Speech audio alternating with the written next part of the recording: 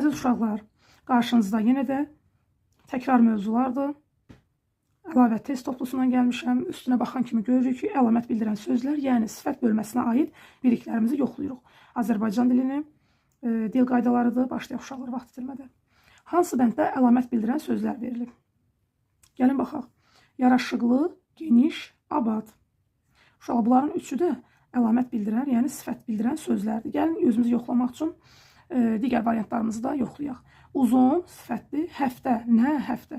Burada artıq ad bildirən, yəni isim var. Ona görə mən bunu variantı götürə bilmərəm. Yoxlamaq üçün C variantına gəlin baxaq. Acı, necə? Bu sifətli, düzdür. Gerb, nə? Gerb. Çəkic, nə? Çəkic. Deməli, bizim elə doğrudan da düzgün variantımız A bəndi imiş. Davam edək. Hansı atalar sözündə əlamət bildirən söz yoxdur? Yağışdan çıxdıq, yağmura düşdük.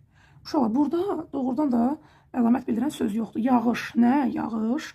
Çıxdıq, nə etdik? Hərəkət bildirən söz, yəni fe'l. Yağmur, nə? Yağmur.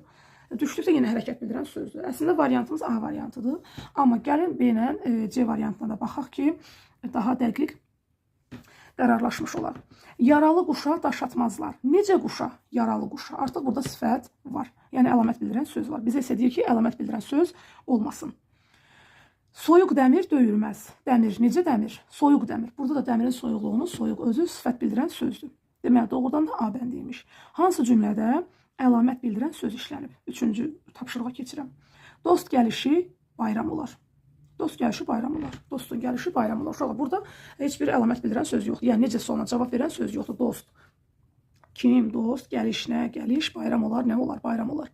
B variantına keçirəm. Hamı onu gözləyirdi. Hərəkət bildirən söz gözləyirdi. Kimi, onu, hamı, kim. Burada da necəsə ona cavab verən söz olmadı. Qoca təyyarəçi səmaya baxırdı. Baxırdı. Kim baxırdı? Təyyarəçi baxırdı. Hansı təyyarəçi? Qoca təyyarəçi. Təyyarəçinin qoca olduğunu, yəni sifətini, əlamətini bizə bildirdi. Qoca burada nədir? Sifətdir. Deməli, sifət işlənən, əlamət bildirən söz işlənən cümləmiz hansıdadır? C variantındadır. Dördüncü tapşırığımıza baxaq. Cümlədə əlamət bildirən söz kim sualına cavab verir? Onu müəyyənləşdirib altından xətt çəkin. Cəsur kəşfiyyatçı hiyləgərə yaxınlaşdı. Gəlin cümləni təhlil edək. Yaxınlaşdı. Kim yaxınlaşdı? Həmişə uşağa birinci cümlənin sonundakı xəbərə, yəni hərəkət bildirən sözə sual verirəm. Yaxınlaşdın tapıram hərəkəti. Kim yaxınlaşdı? Kəşfiyyatçı. Burada mənim kəşfiyyatçı insandır, düzdürmü? Kim sualına cavab verir? Onu müəyyənləşdirib altından xətt çəkin. Cəsur kəşfiyyatçı hiyləgərə yaxınlaşdı. Uşaqlar, burada hiyləgəri insan kimi verib. Kəşfiyyatçı, elə deyək də, Arifə yaxınlaşdı. Kimə? Arifə. Baxın, burada hiyləgər əslində əlamət bildirir, yəni sifətdir. Amma burada o, kim sualına cavab verəcək? Baxın, cəsur, necə?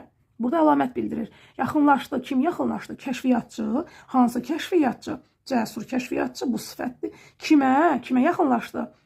Hiyləgərə yaxınlaşdı. Burada hiyləgərə və yaxud da hiyləgər insan desəydi, onda mən hiyləgəri kim sualına cavab vermiş götürməyəcəkdim. Niyə? Çünki hansı insan? Hiyləgər insan. Amma burada hiyləgəri artıq çevirib insan formasına salıb birbaşa ona sual veririk. Hiyləgərə, kimə?